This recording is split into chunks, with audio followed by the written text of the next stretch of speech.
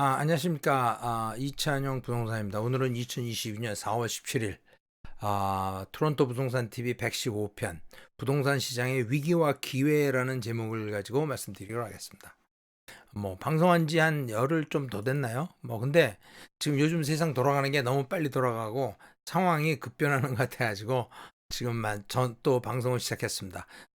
지난주에 캐나다 중앙은행에서 금리를 0.5% 올렸죠. 그래서 이제 중앙은행 금리가 0.5%에서 1%로 올라갔고 시중은행 프라임 레이트도 2.7%에서 3.2%로 올라갔죠.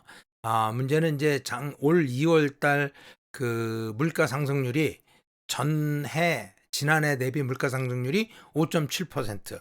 그래서 지난 30년간 최대로 많이 올랐다. 그렇게 얘기하고 있죠. 미국 같은 경우에는 3월 달 물가 상승률이 8.5%, 50년 내 최고로 올랐다. 그런 얘기죠. 그래서 중앙은행의 이제 총재인 팀 맥컬럼, 여기 이제 이 사람이죠. 이분 얘기가 이제 그 70년대의 경제 대공황 같은 그런 것이 다시 오지 않게 하겠다. 이제 그런 얘기예요. 0.5% 올렸지만 앞으로 더 올리겠다. 그런 얘기를 했죠. 그러면서 이것이 무엇을 의미하느냐? 통화 정책을 정상화하겠다는 거죠. 그동안 돈도 많이 찍어서 발행했고 채권도 많이 사가지고 우리가 밸런스 시트 굉장히 이제 자산이 많아졌죠. 채권을 산 거를 중앙은행에서 밸런스 시트에 에셋이 많다 이렇게 표현을 해요. 채권 많이 사놓은 거를 이제 갖다 팔겠다는 거죠. 채권을. 밸런스 시트를 슈링크하겠다는 건 채권을 팔겠다. 다시 말해 돈을 빨아들이겠다는, 채권을 팔면 현금을 회수하는 거잖아요. 그죠? 결국 금융 긴축을 하겠다. 긴축 정책을 쓰겠다. 그런 얘기죠. 이제 어, 이제 우리가 물가가 오르는 거를 저번에도 말씀드렸지만 돈이 많이 풀리고 경제가 굉장히 과열되고 그러면 이제 그 금리도 올리고 돈도 좀 시중에 있는 돈이 너무 많이 풀리면 또 안 좋으니까 돈을 좀 걷어들이고 해서 조절을 하는 게 통화 정책이죠. 근데 지금이 과연 경기가 과열돼 있고 그리고 돈이 너무 많이 풀려서 금리도 올리고 그리고 돈도 걷어들여야 되는 상황이냐라는 거에 대해서는 이견이 있어요. 그렇지만 중앙은행에서 할 수 있는 일이 그거밖에 없기 때문에 중앙은행에서는 또 한 가지 인플레이션 되는 게 다 자기 책임이라고 생각하기 때문에 당신들 책임 아니에요. 근데 본인들이 해결해야 된다고 생각하기 때문에 또 당신들이 해결할 수 없다는 거죠. 그래서 이제 이렇게 나오는 거죠. 그러면서 이렇게 해도 그래도 리세션이 올 가능성, 불황이 올 가능성은 별로 없다라고 자신 있게 말하고 있죠. 과연 그럴까요? 미국의 중앙은행의 이제 그 페드 보드 멤버인 월러라는 분도 이제 그 CNBC와의 인터뷰에서 이제 앞으로 0.5%씩 여러 번 올리게 될 거다라고 예상을 했어요. 보통 0.25%씩 올리죠. 0.5%씩 여러 번 올리게 될 거다. 그래서 이제 그 월스트리트의 컨센서스는 연말까지 한 2%나 2.25, 2% 내야 되지 않겠느냐라고 예상을 해요.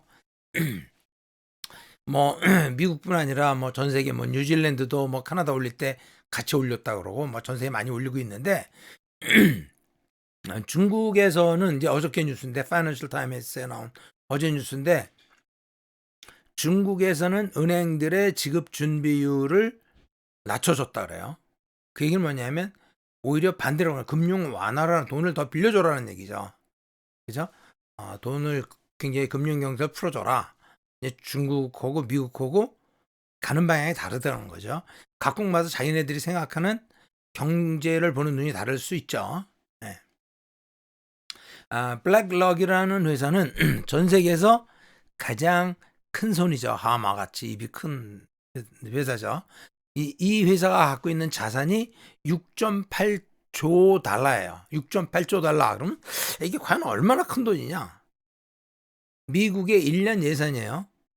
미국의 총 GDP가 한 20 트릴리언 정도 되니까 6.8조라 그러면 엄청난 돈이죠. 한 3분의 1 정도 되잖아요. 미국 총 GDP에. 미국 사람이 쓰는 돈, 국가 이런 거 다 합쳤을 때 하여튼 그 정도 된다는 거잖아요. 그게 20 트릴리언인데 6.8 트릴리언이면 예산 정도 된다는 거잖아요. 그죠? 근데 얘네들이 보는 거는 그래요. 미국에서 중앙은행이 금리를 2% 이상은 못 올리지 않겠느냐라고 생각해요. 더 올리면 물가가 엄청나게 더 올라갈 거다. 당연히 금리 올리면 원가 상승하고 비용이 늘어나기 때문에 물가가 오르죠. 당연히 오르죠. 금리만 올리면 돈만 회수하는 게 아니라 물가도 오르는 거예요. 기본적으로. 금리도 사실은 코스트잖아요. 그죠? 그렇기 때문에 또 물가만 오르는 게 아니라 실업률도 10% 정도까지 올라갈 수 있다는 거죠. 기업이 수익성이 없고 그럼 사람 줄일 수밖에 없죠. 이자가 비싸면 새로운 사업을 투자하는 것을 줄어들 수밖에 없고 그러면 고용이 줄어들 수밖에 없죠. 당연한 거 아니에요. 그죠? 그렇기 때문에 실업률이 10%까지 오르고 물가가 오르면 다음 선거에서 이길 수 있는 가능성은 제로죠. 제로. 따라서 페드가 그 이상 올리지는 못할 거다라고 블랙록은 예상을 하고 있어요. 그래서 결국 뭐냐? 인플레이션과 당분간은 인플레이션과 같이 살아야 된다. 8.5%, 7%, 6%, 5% 들로 같이 가야 된다는 거죠. 그리고 실제 지금의 인플레이션은 돈이 많이 풀려서가 아니라 공급이 부족해서 그렇다. supply constraint 때문에 그런 거다. 어떤 supply? 에너지 문제. 기본적으로 핵심이 에너지 문제. 에너지가 석유값이 원유값이 30불, 40불, 50불 하던 게 130불 됐는데 어떻게 물가가 안 오르느냐는 거죠. 미국은 3월달에 8.5% 인플레이션이 됐죠. 레리 서머스라는 사람 굉장히 유명한 사람인데 이 사람은 우리나라 IMF 때 미국 재무부에서 일했던 사람이죠. 동남아 그 금융위기를 감당했던 사람이죠. 그리고 나중에 가서 클린턴 때 재무장관까지 한 사람이죠. 그 사람 얘기가 뭐냐면 금리를 이렇게 올리다가는 causing a downturn, 그러니까 불황을 자초하게 될 거다. 그죠? 그래서 인플레이션에 대해서 보는 관점이 다른 거죠. 중앙은행에서 자기네들이 가진 칼자루가 금리 인상하고 그다음에 그 긴축 그거밖에 없으니까 그걸 쓰려고 하는 거죠. 그러나 이건 당신들 책임이 아니야. 그래서 우리가 인플레이션이라고 할 때 CPI라고 할 때 CPI가 도대체 이제 소비자 물가잖아요. 그럼 소비자 물가를 뭐 석유값도 있고 시금치 값도 있고 쌀값도 있고 그다음에 자동차 정비하는 가격도 있고 그다음에 이발 가격, 목욕탕, 버스 요금 다 이게 물가의 하나잖아요. 그러면 그걸 어떻게 내느냐 CPI를 구성하는 것 중에 13.4%가 푸드예요. 푸드. 사람이 먹는 거. 그러니까 13.4%. 에너지는 7.5%밖에 안 돼요. 아니 석유값이 2배로 올랐는데 그럼 7.5%밖에 15%다 합쳐도 그거밖에 안 된다는 거냐? 근데 이제 일반 그 소비재가 21%. 그냥 주택 그 쉘터라 그러죠. 렌트를 하던 아니 내 집이든 간에 그 전체의 한 32%. 그러니까 거의 한 3분의 1 정도 되는 거예요. 그다음에 메디칼 6.9%, 트랜스포테이션 5.6%. 근데 사실은 여기에 얘기하는 커머디티, 소비재라든가 뭐 모든 것들이 에너지 없이 돌아가는 물건들이 있나요? 결국은 에너지 값이 오름으로 해서 모든 물가가 서비스 요금까지 다 오르는 거죠. 그러나 이제 에너지 문제는 제가 저번에도 말씀드린 것처럼 조만간에 해결될 거라고 봐요. 바이든도 정부 땅에서 석유나 가스를 시출하던 거 못하게 했는데 이제 다시 허가해 주기 시작했어요. 그러니까 이제 뭐 셰일가스 더 생산하게 될 거고 석유도 원유 생산하게 되면 미국에서 더 생산하게 되면 이제 원유 문제는 해결이 될 거라고 봐요. 조만간에 올 연말까지는 다 해결이 될 거라고 봐요. 지금 원래 어차피 원유값이 지금 내려가고 있잖아요. 130불 찍었다가 지금 내려가고 있잖아요. 그죠? 원유값이 내려갈 수 있는데 우크라이나 전쟁 때문에 이제 뭐든지 곡물의 한 3분의 1 정도는 러시아 우크라이나에서 생산해요. 전 세계 곡물에. 그 때문에 우크라이나 전쟁함으로 해서 농사를 못 짓고 수확량이 떨어지고 러시아 수출 못하고 하면 이제 그 밀가루나 뭐 보리나 콩이나 모든 그 농산물에 대한 가격이 이제 천정부지로 올라갈 가능성이 있죠.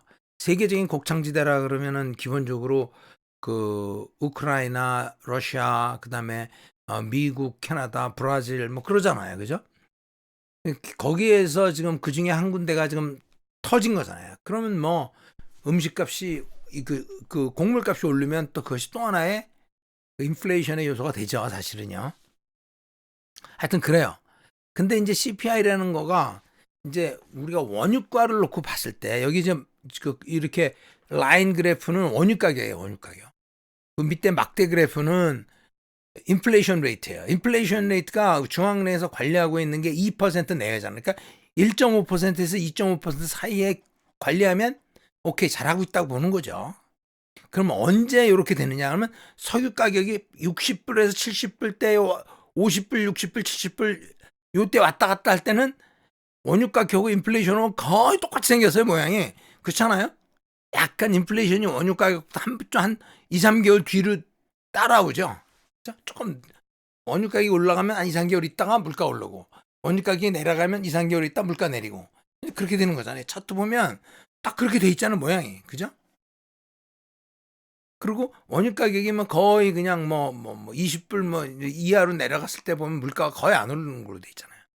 그리고 원유 가격이 여기 이제 오르기 시작하면서 여기 급격하게 오르기 시작하면서 물가도 3, 4개월 뒤에 이제 오르기 시작하는 거잖아요. 그죠? 똑같아요. 원유 가격이 내려가면 또 옆으로 기고 있다가 또 올라가면 또 따라 올라가고. 지금 123불 3월 8일 날 123불 찍었다 좀 내려왔잖아요. 그죠? 지금 105불, 103불 요때잖아요, 지금. 많이 내려왔어요. 그래서 3월 달에는 8.5% 피크를 찍었지만 인플레이션을 4월 달은 어떻게 될지 모르겠지만 물가가 한번 오르면 내려오기 쉽지 않으니까 일단 인플레이션이 8.5%가 벼랑가 2% 되진 않지만 하여튼 더 오르진 않을 것 같아요. 이제 피크는 찍은 것 같아요, 인플레이션이. 그래서 우리가 CPI 물가 상승률이라는 게 사실은 지난달 비교하는 게 아니고 지난해를 비교해서 봐요. 그러니까 작년 대비 올 3월 달에 8.5% 물가 상승률이 올랐는데 언제를 대비해서 그러냐? 작년 3월 달 대비해서 8.5%가 오른 거예요. 근데 작년 사실은 가을까지는 거의 코비드 때문에 경제 활동이 굉장히 제한돼 있었잖아요. 그래서 작년 가을부터 경제 활동이 제대로 된 걸 보면 그때부터 물가가 오르기 시작한 거예요. 그때부터 석유 수요가 늘어나고 있고. 그리고 바이든이 그때부터 작년 초부터 석유 생산량을 줄였잖아요. 그죠? 그러니까 이제 그 수요가 늘어나는 것과 생산량 줄인 것과 지금 맞부딪혀서 퍼펙트 스톰이 된 거죠, 사실은. 그래서 지금 8.5%라 그러지만 물가가 석유값이 안정되고 물가가 안정돼서 지금 이게 288이에요, 물가 지수가 CPI가. 이건 뭐냐면 1984년도 1월 달을 물가를 100이라고 놓고 봤을 때 그 지금의 물가는 얼마냐? 288이라는 거예요. 그럼 작년 3월 달 물가는 얼마냐? 265예요. 그래서 288은 265에 비해서 8.5% 올랐다는 거죠. 그러면 4월 달도 똑같이 물가가 안 오르고 288이다 그래도 4월 달 CPI 지수는 어떻게 되느냐? 그럼 작년 4월 달 언제 265였잖아요. 267. 267을 기준으로 보면 얼마냐? 7.9% 오른 거야, 4월 달. 4월 달 그러면 계속 물가가 오르는 게 아니라 물가는 그대로인데 CPI는 7.9%가 되는 거예요. 5월 달도 안 올라 가령해서 5월 달도 288이야. 그래도 CPI는 얼마냐? 7.1%예요. 우와. 그게 아니라 물가 지금 안 오르고 한 번 오르고 지금 더 이상 안 오르고 있는 거예요. 6월 달도 안 올라. 그대로야. 그래도 5.9%가 되는 거예요. 왜? 작년도 5월 달을 기준으로 보니까. 그래서 우리가 CPI 숫자라는 게 지금 올라가기만 할 때는 무섭지만 한번 CPI 숫자가 떨어지기 시작하면 물가는 잡았다고 보시는 게 맞는 거예요. 그 CPI가 2%가 되려면 어차피 물가가 계속 안 올라도 내년 이맘때가 돼야 2% 되겠죠? 어차피 이렇게 놓고 본다면, 그렇죠? 그래서 물가는 지금 제가 보기에는 이제 피크에 왔다고 봐요. 그런데 기름값만 올라서 그냥 물가가 한 번만에 오르는 게 아니라 이제 가령 예를 들어서 기름값이 오르면 기름을 많이 쓰는 철판값이 오르죠. 철판값이 오르면 좀 있다가 철판을 사용하는 모든 가전제품과 자동차 값이 오르는 거죠. 그러니까 이 시간이 걸리는 거예요. 그죠? 내려갈 때도 시간이 걸려요. 그죠? 그래서 6개월에서 1년 정도는 봐야 되는 거죠. 근데 이제 여기서 지금 그 우크라이나 전쟁이 나면서 미국이 러시아를 스위프트에서 쫓아냈잖아요. 스위프트 쫓아내자마자 러시아가 한 달 안에 뱅크럽트 한다 그러는데 왠가 잘 먹고 잘 살고 있죠. 오히려 큰 소리 치고 있죠, 러시아가. 러시아는 지금 답답한 게 없는 게 우리가 그런 얘기 하잖아요. 배부르고 등 따뜻하면 뭐 버틸만 하잖아요. 그죠? 러시아는 곡물도 많이 나고 기름도 많아요. 가스도 많고. 그러니까 배부르고 등 따뜻한 나라예요. 러시아 뭐 채권 뭐 달러 없어. 그럼 기름 가져가려면 가져가고 말렘 말아. 오케이. 기름 뭐 루블 달러로 하지 말고 루블로 결제해. No problem이에요. No problem. 그러면서 이제 그 우크라이나 전쟁이 우크라이나 러시아와 전쟁하는 게 아니라 우크라이나, 러시아, EU 뭐 그다음에 미국, 중국, 뭐 헝가리, 터키, 사우디아라비아, 시리아 뭐 온 나라가 전부 다 뭐 헝가리, 뭐 세르비아 온 나라가 전부 다 각계 전투로 뭐 X 대 X 다수와 다수 간의 전쟁으로 총만 안 쓰지 다수와 다수 간의 전쟁으로 바뀌어 버렸어요. 그리고 스위프트 시스템에서 러시아가 살아남음으로 해서 모든 나라들이 달러 패권에 대해서 무서워하지 않게 됐어요. 사우디아라비아가 자기네들이 기름을 팔 때 오펙에서 기름 팔 때 전부 다 달러를 팔잖아요. 그죠? 달러를 파는데 중국 돈을 받겠다라고 얘기를 하고 있어요. 중국 돈이 받는 거를 고려하겠다. 뭐 벌써 시작했다는 얘기나 마찬가지죠. 이거는 이제 오늘 나온 얘기인데 뭐 로이터에서 단독 보도라고 이제 뭐 오늘 나온 얘기. 사우디아라비아가 석유를 거래하는 데 있어서 달러를 쓰지 않겠다. 않을 수도 있다라고 위협을 했어요. 어떻게 되면 노펙이라는 법안이 이제 미국의 국회에 상정돼 있는데 뭐 10년도 넘은 얘기예요. 아직 뭐 미국이 그걸 통과시킬 가능성은 없어요. 노펙이 뭐냐면 오펙에서 석유 생산량을 조절해 가지고 담합을 해서 석유 가격을 담합을 하고 조정을 하거나 하면 미국이 거기다 대고 자기 나라도 아닌데 독점금지법을 가지고 제재할 수 있게 제재하겠다라는 법안이에요. 그래서 노오펙에 노펙 이게 법안이 돼 있는데 이거는 뭐 상정 올라가 있긴 하지만 통과될 가능성은 거의 없고 그냥 있는 건데 이제 사우디에서는 그런 거죠. 그거 통과되면 우리는 달러 더 이상 안 쓸 거야. 그리고 심지어 우리가 갖고 있는 미국 채권 다 팔고 미국에 있는 자산 다 처분할 거고 어쩌고저쩌고 그런 얘기를 하고 있는 거예요. 아니 누가 노펙 처리한다고 말도 안 했는데 이 얘기를 왜 하는 거야? 왜? 재밌는 게 내가 학교에서 짱인데 내가 지금 아무도 때릴 생각이 없고 싸울 생각이 없고 나 지금 열심히 공부하고 있는데 옆에 있는 애가 그러는 거야. 야, 너 나 건드리기만 하면 나 가만히 안 있을 거야. 내가 너 뭐 어떻게 할 거야 라고 얘기하는 거야 그냥 나한테. 아니 내가 너 때린다는 말도 안 했고 나 너에 대해서 아무런 감정도 없는데 왜 나한테 그런 얘기를 하는 거야? 그건 짱에 도전하는 거잖아요. 그죠? 사우디는 거의 미국의 그동안 기름 창고였어요. 기름 창고. 사우디 기름은 아람코를 통해서 팔고 아람코는 미국과 사우디아라비아의 합작회사예요. 50대 50. 그리고 그 오일 원유 가격은 보통 뭐 IC나 뭐 CME 뭐 선물 시장에서 다 팔리잖아요. US 달러로. 근데 달러로 안 한다. 이게 무슨 얘기야? 지금 미국의 달러의 패권에 강력하게 도전하는 걸 나타내. 나 더 이상 네 똘만이 아니야. 그런 얘기잖아요. 그죠? 이 얘기가 나온 배경이 실제로는 우크라이나 전쟁에서 제가 저번에 그런 얘기 했잖아요. 애들 싸우는데 부모가 칼 들고 나오면 저쪽에 도끼 들고 나온다 그래서 바로 그런 상황이 벌어지고 있는 거예요. 왜 스위프트 시스템을 먹여? 네가 그냥 가만히 있든지 네가 전쟁을 하든지 싸우든지 뭐 도와주든지 그러지 왜 내 손에는 물 안 묻히고 입으로만 해 싸우려고 그러다 그거 들고 나간 거잖아요. 그죠? 바이든이 그만큼 멍청한 사람이에요. 이 얘기하니까 좋아하는 나라가 어디? 당연하죠. 달러 패권에 도전하는 나라는 다 좋아하겠죠? 뭐 차이나 중국을 포함해서 EU도 마찬가지예요. EU, 러시아, 다른 나라들도 다 난리 난 거예요. 그래 맞아. 미국이 지금 참 그 우크라이나와 러시아 전쟁 때문에 가장 피해를 보는 나라는 물론 우크라이나, 두 번째는 미국이에요. 미국의 피해가 사실 더 크다고 봐야 돼요.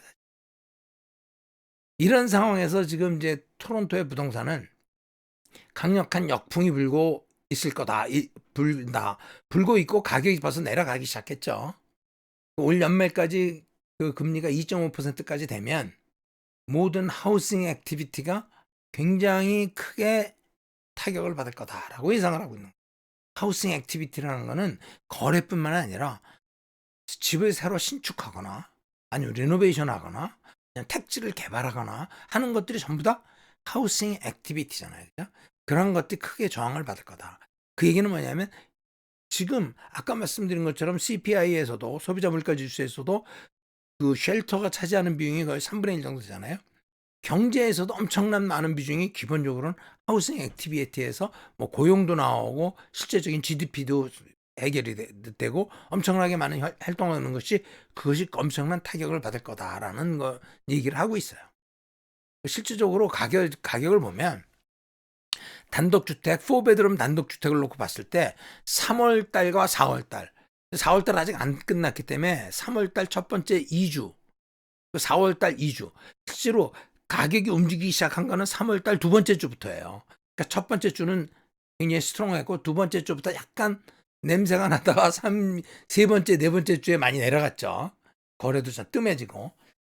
그때도 뭐 계속 뭐 멀티플 오파는 있었지만 전체적으로 4월 달에도 멀티플 오파가 있었죠. 지금도 아마 있을 거예요. 있지만 굉장히 이제 인기가 떨어져 있는 상황이죠.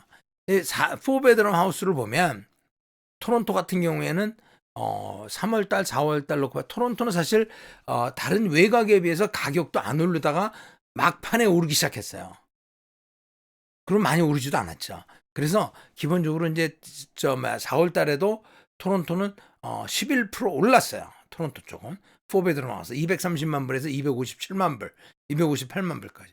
근데 요크 리전 같은 경우에는 좀 많이 올랐죠. 많이 올랐기 때문에 3월 달에 비해서 4월 달이 3.9% 떨어졌고, 그 다음에 할튼 리전이나 듀람 지역이 제일 많이 올랐잖아요. 사실 그동안 할튼 지역은 11.9%, 88% 내려갔어요.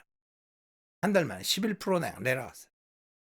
듀람 지역은 6.5%, 미시사가 쪽은 4.4%, 뭐 이렇게 내려갔어.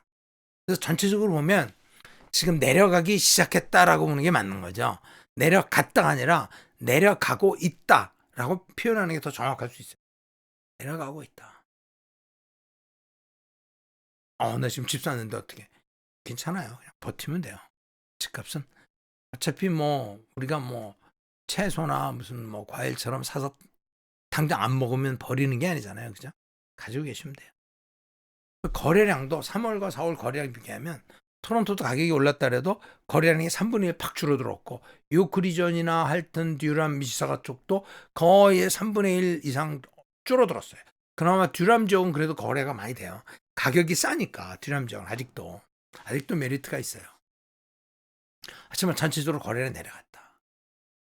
그러니까 콘도는 어떠냐? 콘도는 보면 원베드룸만 놓고 봤을 때 지금 토론토 지역은 약 한 그 1.9% 정도 거래량 가격이 내려갔고, 905 지역은 4.8% 가격이 내려갔어요. 지금 콘도도 토론토 쪽은 별로 오르지도 않았잖아요. 그죠? 그리고 905가 많이 올랐는데 많이 오른 쪽이 먼저 내려간 거죠. 거래량도 보면 이제 토론토 쪽은 약 한 몇 프로인가요? 20% 정도, 20.98% 거래량이 줄어들었고 905 지역도 거래량이 28% 정도 줄어들었어요. 거래량도. 그러니까 콘도가 실제적으로 주택보다 거래량도 좀 덜 줄어들고 덜 내려간 것 같지만 콘도도 지금 다운타운 같은 보면 심각하게 많이 내려가 있어요. 그래서 지금 상황을 이제 전체 시장을 이게 전체 크게 보면 지금 오늘 지금 말씀드리려고 하는 내용들이 여기에 있는데 시장을 크게 보면 인플레이션 때문에 인플레이션이 있다. 뭐 현실이잖아요. 그죠? 그래서 원가가 상승했어요. 임금도 올라가고. 그럼 어떻게 돼? 분양가가 오르겠죠. 주택 분양가. 근데 분양가가 올라도 인플레이션이 되고 금리 인상이 되고 기업의 이익이 감소하고 부실해도 실업률이 증가하고 그러면 매물이 많이 나오고 돈이 없을 거 아니야. 그죠? 그럼 가격은 하락이 되잖아요.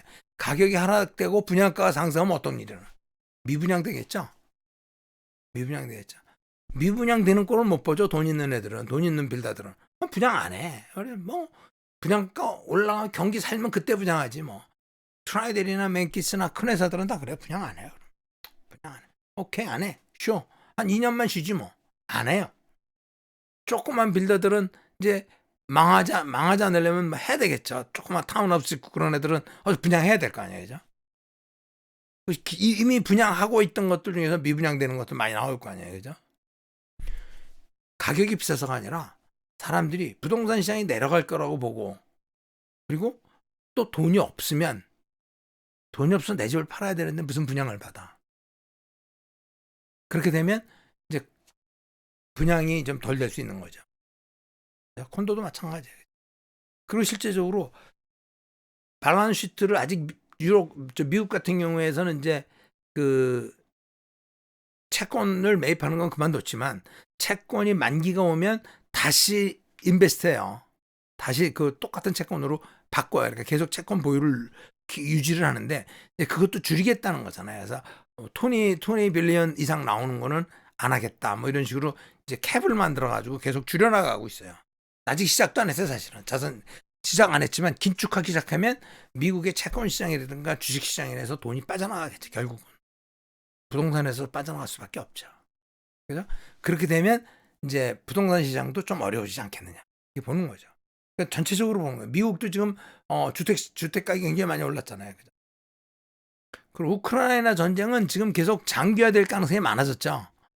왜냐하면 이제 뭐 전쟁을 끝내고 싶어도 우크라이나나 미국은 끝내고 싶다고 끝낼 수 있는 게 아니에요. 전쟁을 끝낼 수 있는 사람은 러시아의 푸틴밖에 없어요. 푸틴은 지금도 손해본 게 없어요. 오히려 땅 따먹혀서 땅을 많이 차지했죠. 그죠? 그리고 미국의 달러 패권을 완전히 박살내놨잖아요. 그죠? 금융 시스템을 완전히 그냥 무력하게 만들어버렸잖아요. 얻은 게 굉장히 많아요. 푸틴이 스톱하기 전에는 우크라이나 전쟁은 안 끝나요. 근데 푸틴은 끝낼 생각이 없어요. 왜? 지금 전쟁이 계속되면 계속될수록 제일 피해를 보는 나라는 우크라이나와 미국이에요. 다른 나라들은 아니에요. 그래서 그렇게 함으로 식량 위기 때문에 인플레이션 2가 올 수 있다는 거죠. 에너지 때문에 인플레이션이 왔지만 식량 위기 때문에 인플레이션이 올 수도 있어요. 그렇지만 에너지 위기는 곧 해소가 될 거라고 봐요. 이제 그 바이든이 미국 정부 땅에서 석유 시추하는 것과 가스 채굴하는 거를 이제 못하게 했는데, 이제 다시 열어주기 시작했어요. 왜냐면 에너지 모자라는 거 아니까 자기가 줄인 거니까 자기가 다시 이제 열어주기 시작했어요. 그래서 에너지 문제는 조만간에 뭐 연내에 다 해결될 거라고 보지만, 식량 위기가 어떻게 올 것인지 그건 아직 몰라요. 그럼 분명히 올 거라고 보죠. 그래서 전체적으로는 이제 어차피 자산 시장도 내려가고 이제 인플레이션도 되고, 인플레이션이 되면 사실 실물의 가치가 올라가게 되죠. 그리고 금값도 오르고 그래야 되는데 금값도 사실 지금 안 오르고 있죠. 근데 카나다 같은 경우는 이제 또 반면에 이제 국경도 개방되고 코비드가 끝나니까 이민도 확대되고, 그래서 주택 수요는 늘어날 텐데 주택세 꼭 사진 않더라도 렌트라도 갈 거 아니에요. 살려면 살기 위해서 왔는데 뭐 잘 집은 있어야 될 거 아니에요. 렌트를 하든 사든지 주택 수요가 늘어나는데 실제로 공급이 잘 안 되고 있기 때문에, 그죠? 이렇게 안 되잖아요. 새로운 공급이 안 되고 있고 정책도 없기 때문에 앞으로 장기적으로 보면 주택 가격이 올라갈 수밖에 없는 상황이죠. 그죠? 전체적인 그림을 보면 그렇다는 거예요. 이게 우리가 2017년도에 그때 뭐 말도 안 되는 정책을 해가지고 주택 가격이 폭락했잖아요. 2017년 4월 달에 뭐 새로운 주택 정책 뭐 발표해가지고 가격이 폭락했잖아요.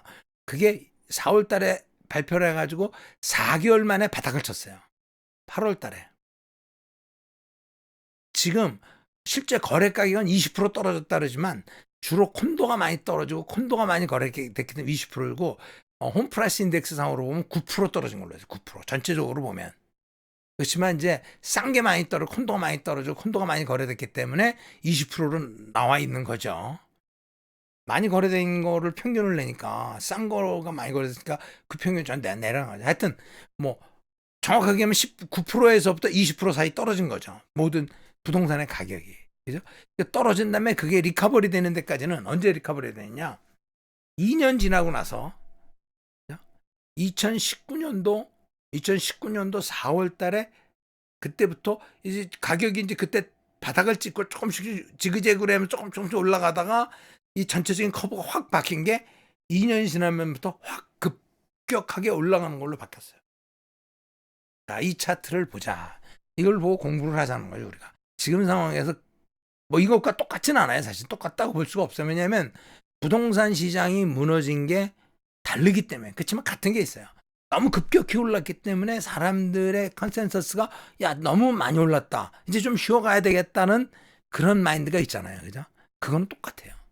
그럴 때 지금 방아쇠가 당겨짐으로 해서 떨어지는 거잖아요. 그럼 앞으로 그때도 4개월 동안 떨어졌으니까 4월 달부터 8월 달까지 지금도 우리도 지금 보면 4월 달이잖아요. 4월 달부터 8월 달까지 내려간다고 여름 시장까지 내려간다고 보는 거죠. 그 다음부터는 옆으로 가는 거예요. 옆으로 가면 조금씩 오르다가 한 2년 만에 쫙 올랐잖아요. 그럼 요번에는 얼마나 갈지 알 수 없어요. 그렇지만 제가 보기엔 내년 보면 다시 어느 정도 회복되지 않겠느냐라고 생각을 해요. 그렇지만 지금 내려가는 폭이 지금 벌써 아까 제가 말씀드린 것처럼 주택 같은 경우에는 내려가는 폭이 지금 많이 내려가면 11% 내려갔잖아요. 한 3%, 4% 내려가고 최소한 10% 이상은 내려갈 거라고 좀 봐요. 그러면 앞으로 그러면 한 2, 3개월 동안 좀 더 내려가고 좀 더 내려가면 올 여름 되면 그때부터는 이제 시장이 많이 바뀌지 않겠냐 분위기가. 그래서 그렇게 보는 거죠. 그래서 지금 부동산 시장이 지금 위기라 그러지만 하나의 위기는 항상 위기라고 생각하는 사람은 그냥 위기라고 생각하고 그냥 가만히 있으시면 돼요. 그렇지만 위기는 그냥 위기가 아니라 기회와 같이 오는 거죠. 지금 원가 상승해서 미분양되고 분양 안 되고 그러면 뭐 싸게 살 수 있는 기회도 있죠.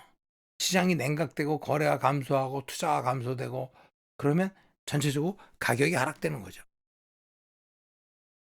가격이 돼서 미분양되고 저가로 매수할 수 있는 기회가 되면 큰 집으로 이사 갈 수도 있고 이게 바이어스 마켓이 되는 거예요. 바이어스 마켓에서는 사고 셀러스 마켓에서는 파는 거죠. 사람들이 올라갈 때는 계속 올라갈 것 같고 내려갈 때는 계속 내려갈 것 같지만 꼭 그렇지 않죠.